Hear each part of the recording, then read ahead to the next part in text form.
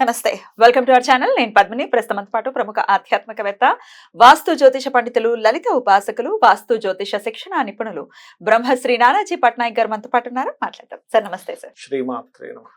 ఒక వర్డ్ ఈ మధ్య నెట్టింట తెగ వైరల్ అవుతుంది, అదే పంచగ్రహ కూటమి అని. యాక్చువల్ గా మాట్లాడుకుంటే కొంతమంది ఆస్ట్రాలజర్స్ ఖచ్చితంగా కన్సిడర్ చేసేటటువంటి పాయింట్, యురానస్ ని కూడా చూస్తారు. యురానస్ అండ్ నెప్ట్యూన్ ని కూడా ఖచ్చితంగా క్యాలిక్యులేట్ చేస్తారు. కాబట్టి యురానస్ కూడా వస్తోంది వృషభ రాశిలోకి, అప్పుడు షష్టగ్రహ కూటమి అని ఖచ్చితంగా చెప్పుకోవచ్చు. మరి మీరు చూస్తారా యురానస్ ని? అసలు దీని పంచగ్రహ కూటమిగా కన్సిడర్ చేస్తారా, షష్టగ్రహ కూటమిగా కన్సిడర్ చేస్తారా? ఎలా ఉండబోతోంది? తప్పకుండా చాలా మంచి ప్రశ్న వేశారు. ఎందుకంటే చూడ్డానికి మాత్రం పంచగ్రహ కూటమి లాగే ఉంటుంది, కానీ యురేనస్ కలిపితే షష్టగ్రహ కూటమి అవుతుంది. అయితే యురేనస్ ని ఎక్కడ కలపాలి, ఎక్కడ కలపకూడదు అంటే ఏ విషయాల్లో అంటే జన్మజాతకాలు అంటే పర్టికులర్ గా ఇప్పుడు చూడండి, మనకి ఆలయంలో చూసుకుంటే రవితో పాటు మిగతా 8 గ్రహాలు ఏవైతే ఉన్నాయి, 2 ఛాయాగ్రహాలు ఏవైతే 9 మన నవగ్రహాలకే పూజ చేస్తాం. యురేనస్ నెప్ట్యూన్ పూజ చేయం. కానీ యురేనస్ దేని మీద ఎఫెక్ట్ చూపిస్తుంది, నవగ్రహాలు దేని మీద ఎఫెక్ట్ చూపిస్తాయి అంటే మనుష్యులకి, అంటే జీవరాశుల మీద నవగ్రహాలు ఎఫెక్ట్ చూపిస్తాయి. దేశము కాలం మీద యురేనస్ నెప్ట్యూన్ లాంటివి ఎఫెక్ట్ చూపిస్తాయి. అయితే ఈ యురేనస్ ఎప్పుడైతే రవితో పాటు కలిసి మొత్తం 6 గ్రహాలు యురేనస్ తో కలిపితే ఉన్నప్పుడు ఇది దేని మీద ఎఫెక్ట్ చూపిస్తుంది అంటే మొత్తం దేశం మీద ఎఫెక్ట్ చూపిస్తుంది. ఎలాగా అంటే అదేదో ఎలక్షన్స్ మీదే, రిజల్ట్స్ మీద, కానీ జబ్బులు రోగాలు ఏం రావు. చాలా మంది కరోనా అనుకుంటున్నారు, కానీ కరోనా లాంటివి ఏమీ రావు. ఎందుకు ఘంటాపదం చెప్తున్నాం అంటే, మీరు కరోనా వచ్చినప్పుడు డేటా మన గ్రహస్థితి చూసుకోవాలి. కరోనా వచ్చినప్పుడు కానీ మనకు ఒకప్పుడు ప్లేగు వ్యాధులు కొన్ని వచ్చాయి మనకి, ఎవ్రీ 100 years ఒకసారి. అవి వచ్చినప్పుడు ఏమవుతుందంటే జీవుడు పాడవుతాడు. పర్టికులర్ గా జీవుడు నీచబడ్డాడు. మనకు మన కరోనా వచ్చినప్పుడు మకర రాశిలో జీవుడు కర్మకారకుడు, అంటే గురువు నీచబడి మరలా శని కాంబినేషన్ వచ్చింది అక్కడ. అందుకని నీచబడి ఉన్నప్పుడు ఏమవుతుందంటే జీవరాశుల మీద ప్రభావం చూపించాలి. అందుకని జీవరాశులన్నీ ఇబ్బంది అయ్యాయి. అంటే ఏమిటి, కొన్ని జంతువులు చనిపోవడం కావచ్చు, మనుషులకు కోవిడ్ వచ్చి మరణాలు జరగడం కావచ్చు, ఇవన్నీ జరిగాయి. కానీ ఇప్పుడున్న పరిస్థితి ఏమిటంటే జీవుడు వృషభంలో ఉంటున్నాడు. అది ఏ సైన్ అంటే మనీ సైన్. అట్లాగే శుక్రుడు అక్కడ కంబస్ట్ అవుతున్నాడు, బుధుడు అక్కడ ఉంటున్నాడు, బుధుడు కంబస్ట్ అవుతున్నాడు, యురేనస్ ఉంటున్నాడు.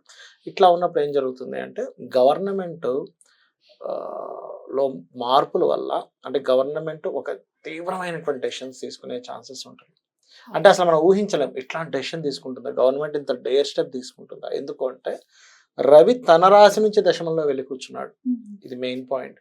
రవి తన స్థానం నుంచి దశమ స్థానంలోకి వెళ్ళున్నాడు. అలా తన స్థానం నుంచి దశము, తన స్థానం నుంచి లాభస్థానాల్లో ఉన్నప్పుడు గవర్నమెంట్ ఏం చేస్తుందంటే తను చాలా విషయాల్ని, చాలా కఠినమైనటువంటి నిర్ణయాలు కొన్ని తీసుకోవడం జరుగుతుంది. అంటే కొన్ని రూల్స్ కానీ రెగ్యులేషన్స్ మార్చడం కానీ. అంటే జస్ట్ డే అంటే 4th కి ఎలక్షన్ రిజల్ట్ వచ్చేస్తుంది సార్, ఆబ్వియస్ గా 5th కే కైవసం చేసుకోబోతున్నారు మళ్ళీ ప్రభుత్వం. ఉన్న వాళ్ళే ఉంటారా, వేరే వాళ్ళు వస్తారా తెలియదు, కానీ అప్పటికి డెసిషన్ తీసేసుకునే పరిస్థితి ఉంటుంది. వెంటనే నెక్స్ట్ డే 1-2 days లో. అంటే ఎందుకంటే సిఏని ఎక్స్పెక్ట్ చేయొచ్చా? ఇప్పుడు బీజేపీ గవర్నమెంట్ చెప్తోంది సిఏని క్యాన్సిల్ చేస్తాము, ఇట్లా రకరకాల పెద్ద డెసిషన్స్ తీసుకుంటారు దానివల్ల. అయితే ఏంటంటే ఈ మీన రాశిలో రాహు ఉన్నప్పుడు మాత్రం జనాలందరూ ఒకటి అనుకున్నది ఇంకోటి జరుగుతుందండి. కంప్లీట్ రివర్సల్ అవుతుంటాయి. అది చాలా అసలు డిఫరెంట్ కాంబినేషన్ అది మీన రాశిలో రాహు ఉన్నప్పుడు ఈ గ్రహస్థితి అనేది. అయితే ఇక్కడ ఏంటంటే ఫస్ట్ ఆఫ్ ఆల్ ఈ యురేనస్ కలయిక అనేటువంటిది మాత్రం దేశవ్యాప్తంగా ఇది. అయితే ఇప్పుడు ఏదైనా రేపొద్దున్న యుద్ధాలు ఇవన్నీ ఈ పంచగ్రహ కూటమి వల్ల రావు. కుజుడు అంటే యుద్ధానికి కారకుడు, ఈ సంవత్సరానికి అధిపతి కుజుడు. అది కాకుండా మనకి క్రోధినామ సంవత్సరం, ఆ కుజుడు ఫైరీ సైన్ లో ఎంటర్ అవుతున్నాడు ఇప్పుడు మనకి. అంటే మేషంలోకి ఎంటర్ అవుతున్నాడు, తన own house and fiery sign లో ఎంటర్ అవడం వేరు, వెనకాత శత్రువు ఉండడం వేరు. అంటే ఎట్లా అంటే ఒక వ్యక్తి తన ఓన్ హౌస్ లో మంచి పవర్ లో ఉన్నప్పుడు ఒక శత్రువు చూస్తున్నాడు, అప్పుడు ఎలా ఉంటుంది, శని చూస్తున్నాడు, దృష్టి, 3వ దృష్టి. అప్పుడు అది గొడవకి దారి తీస్తుంది. అంటే కమ్యూనికేషన్. అంటే అయితే కుజుడు ఇక్కడ ఉన్నప్పుడు ఏమవుద్దంటే మన శత్రు దేశాలకి ఇబ్బంది వస్తుంది, మనకు కాదు.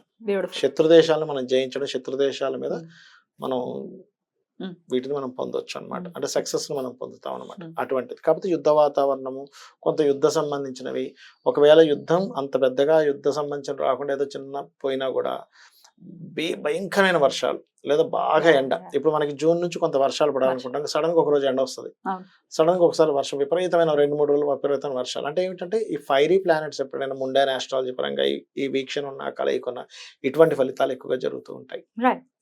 Beautiful sir.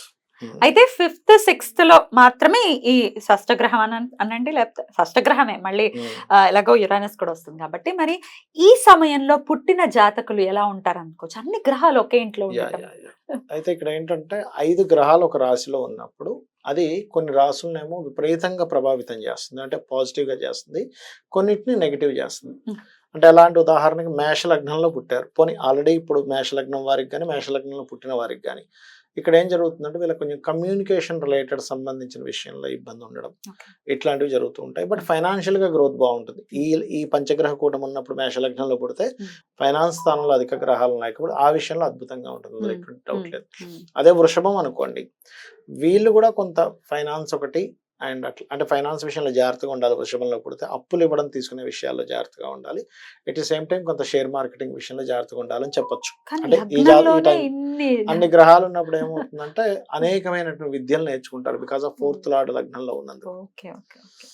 ఇట్లా రకరకాలుగా లగ్నాన్ని బట్టి మిథునం అయితే గనక విదేశాల్లో ఎక్కువ స్థిరపడడానికి ఇష్టపడతారు బికాస్ ఆఫ్ 12th హౌస్ లో అధిక గ్రహాలు ఉన్నాయి కదా. అంటే ఈ లగ్నానికి గ్రహాలు ఎక్కువ ఎక్కడ ఉన్నాయో దాని ప్రభావం ఎక్కువగా అవి ఎక్కువగా తీసుకుంటారు. అదే ఇప్పుడు కర్కాటకం అనుకోండి, లాభం కాబట్టి ఎక్కువ బిజినెస్ చేయాలని ఇంట్రెస్ట్ ఉంటుంది, బిజినెస్ చేస్తాను, బిజినెస్ తప్పితే ఇంకోటి. అది కూడా అంటే ఫారెన్ బిజినెస్, ఎందుకంటే లాభం నుంచి మరో లాభంలో రాహు ఉన్నాడు కదా, అందుకని ఫారెన్ రిలేటెడ్ బిజినెస్ చేస్తాను అంటుంటారు ఈ కర్కాటకంలో పడితే ఈ కాంబినేషన్. అదే సింహం అనుకోండి, వర్క్ ఓరియంటెడ్ ఉంటారు, పని ఎప్పుడు పని పని పని అని ఉంటారు. ఆల్ ఆఫ్ సడన్ గా పనులు మారుతూ ఉంటాయి వీళ్ళకి బికాస్ ఆఫ్ అష్టమంలో ఉన్నాడు రాజయోగ కారకుడు వెళ్ళి, అందుకని ఇట్లాంటివి జరుగుతాయి. అదే కన్య అనుకోండి, వీళ్ళకి ఏం జరుగుతుందంటే వీళ్ళకి కూడా కొంతవరకు అంటే హయ్యర్ ఎడ్యుకేషన్ ఎక్కువ చదువుతారు భాగ్యంలో అధిక గ్రహాలు ఉన్నందుకు. కాకపోతే ఏంటంటే కాస్త ఈ ఏదైనా క్రియేటివ్ రిలేటెడ్ ఎక్కువ చదవడానికి ఇష్టపడతారు వీరు. అండ్ అలాగే మనకి తుల అనుకోండి, ఉదాహరణ తులలో పుట్టారు అనుకోండి, వీళ్ళు బయట దేశానికి వెళ్ళేటువంటిది, ఇంకా చెప్పాలంటే వీళ్ళకి కూడా కొంచెం ఇన్సూరెన్సెస్ రిలేటెడ్, లేకపోతే ఆల్ ఆఫ్ సడన్ గా కొన్ని మార్పులు, అంటే వీళ్ళ లైఫ్ లో ఎలా ఉంటుంది అంటే 8th హౌస్ లో ఎక్కువ గ్రహాలు ఉన్నప్పుడు లైఫ్ ఒకటి ప్యాటర్న్ ఇలా వెళ్తుంటే సడన్ గా మళ్ళీ టర్నింగ్ తీసుకుని ఇంకో దాంట్లోకి వెళ్తూ ఉంటుంది. కానీ అష్టమంలో ఉండేవన్నీ కష్టపెడతాయి అంటారు కదా, సడన్ చేంజెస్ కూడా ఇస్తాయి, కష్టపెట్టడం అని కాదు. బట్ అష్టమంలో ఉండే గ్రహాలని 2 చూస్తున్నాయి కదా, ఫైనాన్స్ గ్రోత్ కూడా ఇస్తాడు. అంటే ఈ లగ్నంలో ఎవరైనా పుడితే ఈ కాంబినేషన్స్ లో, ధనస్సులో వృచ్చికంలో పుట్టారు అనుకోండి, వృచ్చికంలో పుట్టినప్పుడు గురుబలం ఉంటుంది వారికి, పర్టికులర్ గా సప్తమంలో అధిక గ్రహాలు ఉంటున్నాయి. బట్ ఇదేంటంటే ఇది ఎటువంటి ఫలితాలు ఇస్తుంది అంటే పర్టికులర్ గా కొంచెం ఇక్కడ అధిక గ్రహాలు ఉన్నందుకు వివాహం విషయంలో కొంత స్ట్రెస్ ఇస్తుంది, కాకపోతే కొంచెం త్వరగా వివాహం అయ్యే యోగాన్ని కూడా ఇస్తుంది ఇక్కడ, కాకపోతే కొంత స్ట్రెస్ కూడా ఇస్తుంది, రెండో ఇస్తుంది. కాకపోతే వీరికి విదేశీ యోగాలు ఇస్తుంది. ఇక్కడ సప్తమంలో అధిక గ్రహాలు ఎవరికైనా ఉంటే విదేశాలకు వెళ్తారని చెప్పొచ్చు. అంటే ఈ వృశ్చిక లగ్నంలో ఎవరైనా ఈ పంచగ్రహ కూటమినప్పుడు కనుక జన్మిస్తే బయట దేశాలకు వెళ్తారని చెప్పొచ్చు.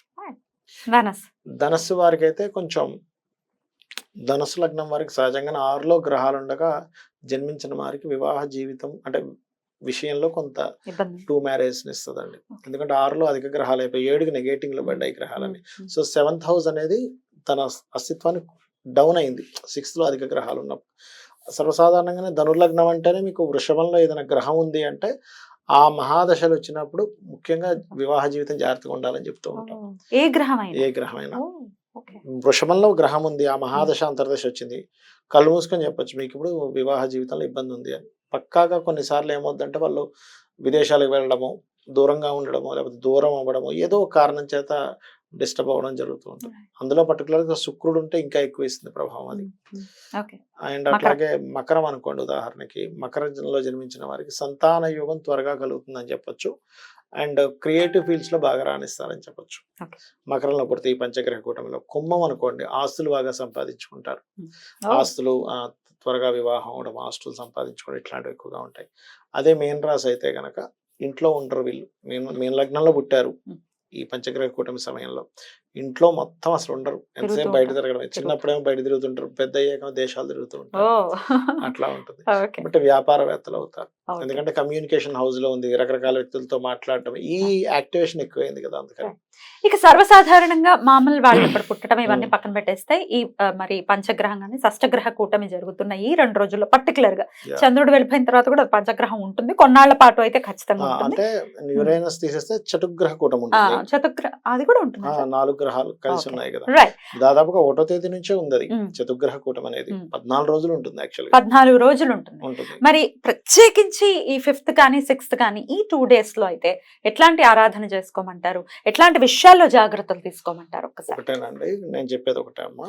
ఇక్కడ ఏంటంటే సూర్య భగవానుడు ఆరాధన ఎక్కువగా చేయాలి. ఎందుకు అంటే సూర్యుడితో కలిసి రెండు గ్రహాలు కంబస్ట్ లో ఉన్నాయి, కమ్మస్లో. శుక్రుడు బుధుడు. అంటే శుక్రుడు అంటే ఫైనాన్స్ కారకుడు, బుధుడు అంటే మనకి ఈ క్యాలిక్యులేషన్స్ లేకపోతే ఇట్లాంటి వాటికి Communication. కారకుడు, కమ్యూనికేషన్స్ కారకుడు. గురువు కూడా కంబస్ట్. గురువు కంబస్ట్ లో నుంచి పోతున్నాడు లక్కీగా ఆ పోతున్నాడా? టైంకి, ఓ. 5-6 తారీఖులకి వెళ్ళిపోతుంది, గురువు మౌర్జం అయిపోతుంది. అమ్మయ్య. అంటే అది ఒక సేవింగ్ ఫ్యాక్టర్ రిలీఫ్. మనకి. అందుకే గురుమౌఢ్యం అయిపోతుంది కాబట్టి జీవులకి ఏమి కాదని చెప్తున్నాను నేను. అంత కాన్ఫిడెంట్ గా. రైట్. ఎందుకంటే పోతుంది కదా, కంబస్ట్ లో ఉంటే మనం ఏదైనా అనుకోవచ్చు, అమ్మో ఏమవుతుందేమో జీవులకి. అయితే ఇక్కడ ప్రాబ్లం ఎక్కడ వస్తుందంటే జీవుల్లో ప్రత్యేకంగా మనకి బార్డర్స్ దగ్గర ఉండే కొంచెం ఆర్మీ వాళ్ళకి మాత్రం ఎఫెక్ట్ ఇస్తుంది, because of Mars is aspected by Saturn కదా, అందుకని. సో సూర్య ఆరాధన సూర్య ఆరాధన ఎక్కువగా చేస్తుండాలి. ఈ శని కుజులు పరస్పర వీక్షణ ఉన్నందుకు గోవుకి క్యారెట్లు బెల్లము తినిపిస్తుండాలి. ఇవి తినిపిస్తున్నట్లయితే బాగుంటుంది. మరియు నవగ్రహాల్లో కుజ శని గ్రహాల దగ్గర దీపారాధన చేయడము, ఇవి కనుక చేస్తూ ఉంటే సరిపోతుంది.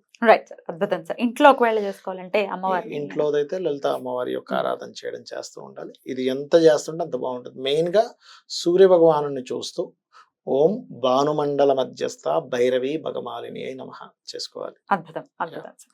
చాలా బ్యూటిఫుల్ గా ఎక్స్ప్లెయిన్ చేశారు సార్, ఎలా ఉండబోతుంది ఇది అనేది. సో ఇంట్రెస్టింగ్ కాంబినేషన్ ఇది. మళ్ళీ ఎప్పుడో గానీ ఇట్లాంటి కాంబినేషన్ రాదు నెక్స్ట్ ఇయర్ కాబట్టి వస్తుందండి. మళ్ళీ next next year year April ending టైంలో మీనంలో జరగబోతుంది పంచగ్రహ కూటమి. మీనంలో విత్ రాహు బాబోయ్. విత్ రాహు కూడా ఓకే. జరగబోతుంది. విత్ రాహు ఆ టైంకి సాటర్న్ కూడా వస్తాడు. Saturn కూడా సాటర్న్ రాహు కలుస్తారు, ఏప్రిల్ లోకి వచ్చేస్తారు. వచ్చేస్తారు. అమ్మో, అయితే ఇంకా ఎలా ఉండబోతుందో. Anyways, thank you so very much sir. నమస్తే. శ్రీమాత్రే నమః.